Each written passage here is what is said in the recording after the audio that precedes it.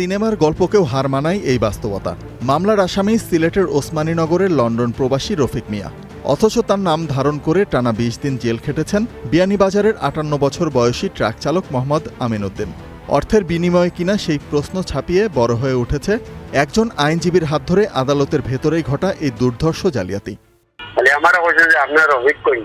আমার নাম রফিক, আসল নাম। আমি তো এই সময় আর মনে হয় কোনো মাহাতি নাই, আমার একটা হ্যান্ডকাপ লাগাইলেন ওর আবাদিত লাগাইলা। আমার তো একটা মান সম্মান আছে, এখন তারা পাইলে আমি ফিটা যে করলাম মনে আমি তো বিচার পাই আর আমার সুস্থ বিচারটা আমি চাই আর তারা।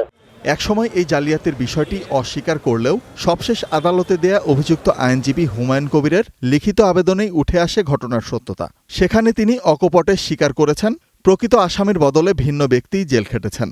আজকে প্রায় ৩ বছর পরে আইসা উনি বলতেছেন যে ওনার খোঁজখবর নিয়ে দেখছেন এটা ঠিক না, অথচ যে লোক আসামি সে দিব্যি আগেও ইংল্যান্ডে ছিল, লন্ডনে ছিল, এখনও লন্ডনেই আছে, আর এই লন্ডন থেকে সব কলকবজা নাড়তেছে আর ওনারা নড়তেছে। আদালত আঙিনায় পরবর্তী পর্যায়ে যাতে এই ধরনের জালিয়াতি সংগঠন না হয়, এইভাবে আদালতের সাথে কেউ যেন দুষ্কর্ম করার দুঃসাহস না পায়, এজন্য আমরা বিশ্বাস করি বিজ্ঞ আদালত একটা জাস্টিফাইড সিদ্ধান্ত নেবেন।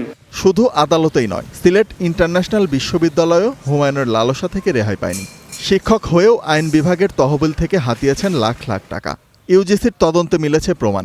কমিশন তাকে সব ধরনের প্রশাসনিক পদ থেকে অপসারণের নির্দেশ দিলেও এখনও স্বপদে বহাল হুমায়ুন কবির।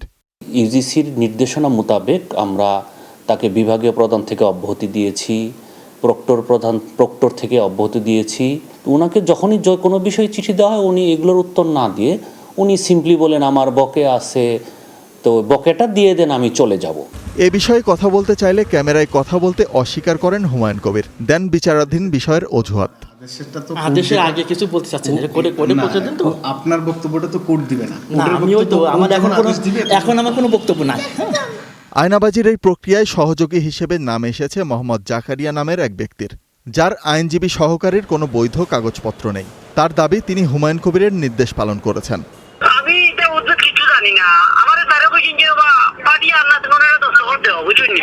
জি জামিনদার দুইটার দস্তখত দিয়া এখন দেখি যে আসামি এর কাছে গেছে বারো এইগুলো আসামি না বাদী পক্ষে পিটিশন দিছি তার সাথে কাজ করলাম, তারে কইলা জামিনদারও তো হইছে।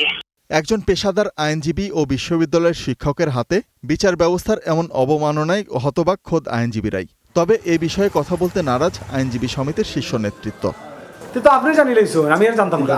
আপনারটা তো আমি তো জানছি, তো ঠিক আছে, দুদকের পিপির পর দিয়ে দিল, আমি ইন্টারভিউ দিতাম না।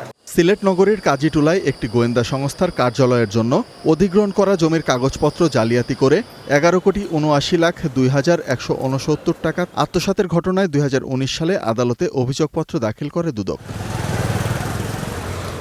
Desk report, Star news.